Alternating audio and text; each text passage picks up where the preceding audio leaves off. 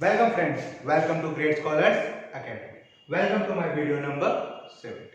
Chapter 5th of Business Studies, जिसका नाम है ऑर्गेनाइज। इससे पहले हमने पढ़ा था प्लानिंग का चैप्टर। प्लानिंग के चैप्टर में हमने पढ़ा माइंड वर्क, यानी कैसे काम करना है, उसके लिए सोचना, थिंकिंग बिफोर डूइंग।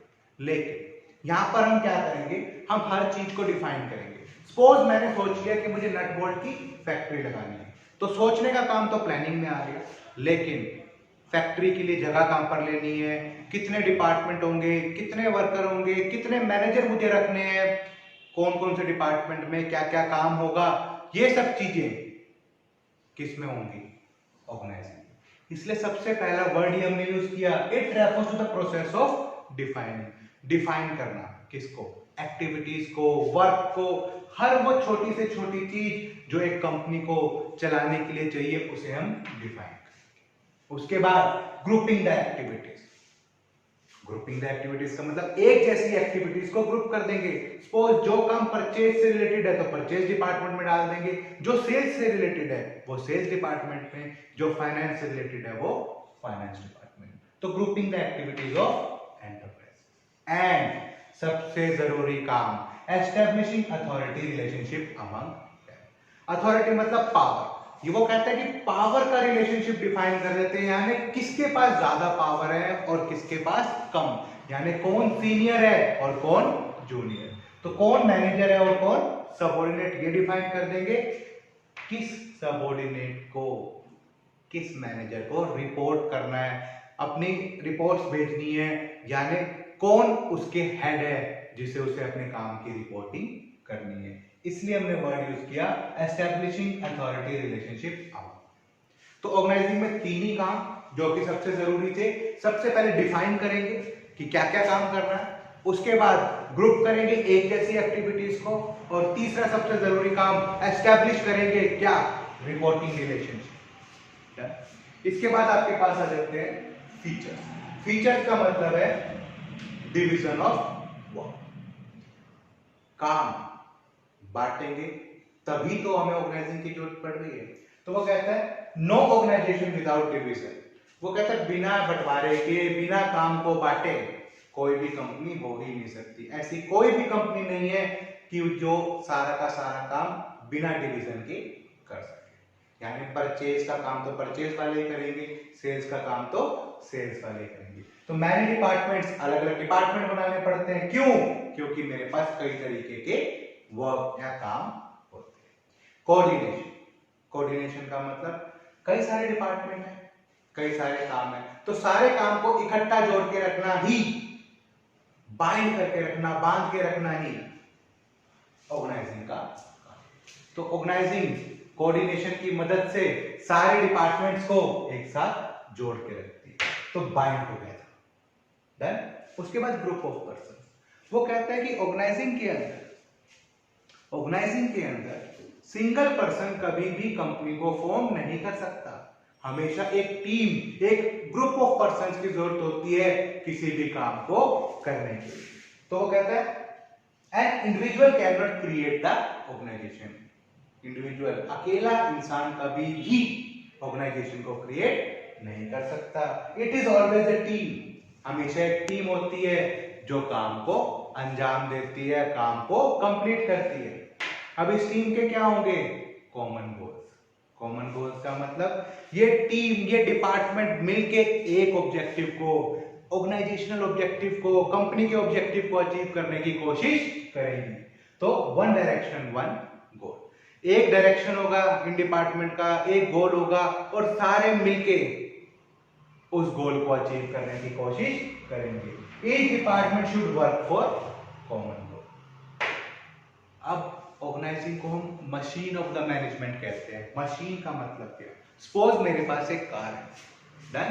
कार के 4 पहिए, अगर एक पहिए की अलाइनमेंट या एक भी पहिया टेढ़ा लग जाए तो क्या मेरी कार स्मूथली रन करेगी? नहीं। तो ऑर्गेनाइजिंग भी बिल्कुल ऐसी ही है। तो वो कहता है ऑर्गेनाइजिंग जो है वो एक मशीन है मैनेजमेंट की, वो मशीन की तरह काम करती है, जिसका कोई भी हिस्सा अगर गलती से इल फिटेड हो गया तो कंपनी बंद भी हो सकती है, कंपनी को हैवी लॉसेस से गुजरना भी पड़ सकता है। No part of machine is ill fitted as for proper functioning. अगर मुझे अच्छे से काम कराना है किसी भी कंपनी को, तो एक भी हिस्सा, एक भी पार्ट गलत फिट नहीं होना चाहिए। It provide framework on which whole system depends. तो ऑर्गेनाइजिंग जो है वो सिस्टम को एक फ्रेमवर्क, एक स्ट्रक्चर प्रोवाइड करता है जिसके ऊपर आपकी पूरी की पूरी कंपनी वर्क करती है। यही थे हमारे फीचर्स। अब नेक्स्ट टॉपिक आ जाता है हमारा इंपॉर्टेंस ऑफ ऑर्गेनाइजिंग। ऑर्गेनाइजिंग के फायदे। तो सबसे पहले आ जाता है बेनिफिट्स ऑफ स्पेशलाइजेशन। कैरेक्टरिस्टिक्स में हमने सबसे पहला पॉइंट क्या पढ़ा?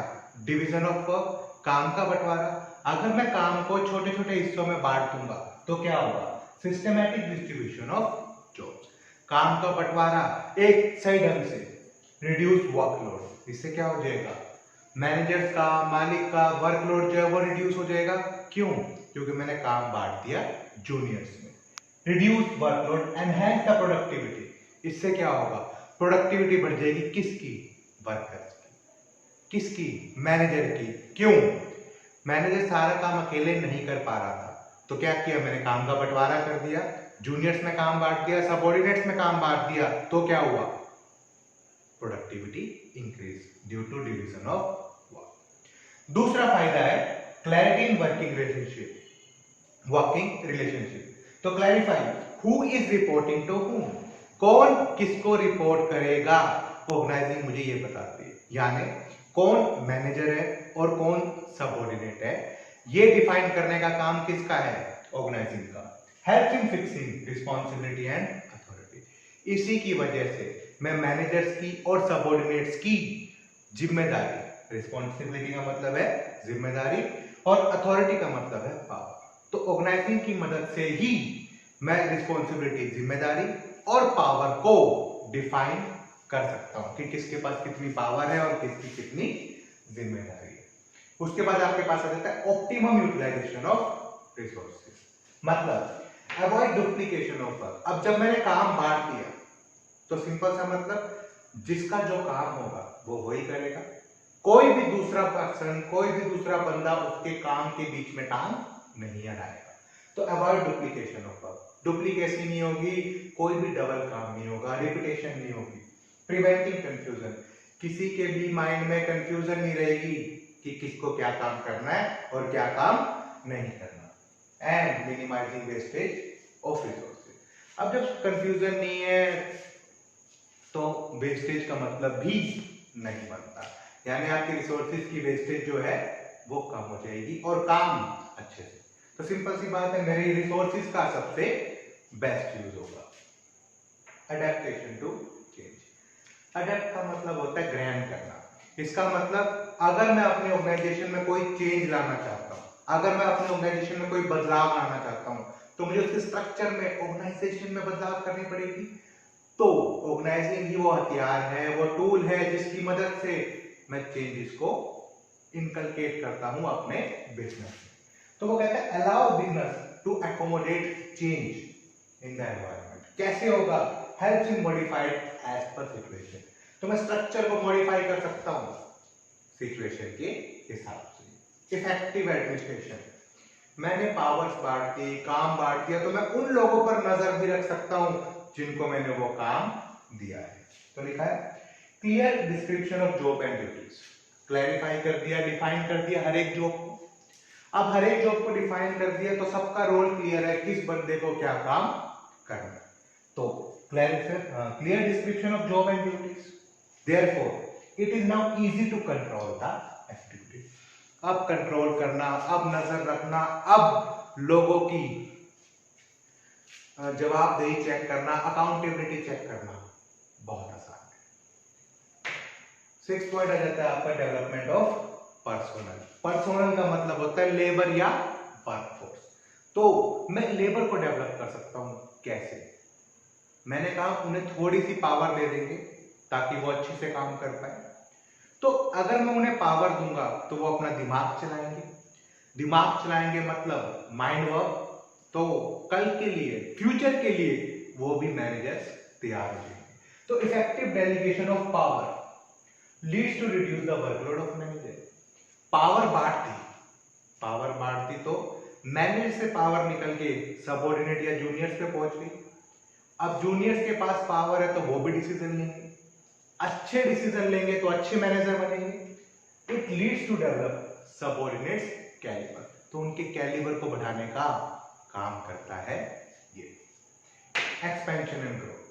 अब मुझे बिजनेस को बढ़ाना है, सिंपल सी बात है, बिजनेस को बढ़ाना है मतलब प्रोडक्शन यूनिट बढ़ानी है, 2-4 डिपार्टमेंट नए बढ़ाने हैं, तो ये सारे चेंजेस कहाँ लाने पड़ेंगे? ये सारे चेंजेस मुझे लाने पड़ेंगे ऑर्गेनाइजेशन स्ट्रक्चर में।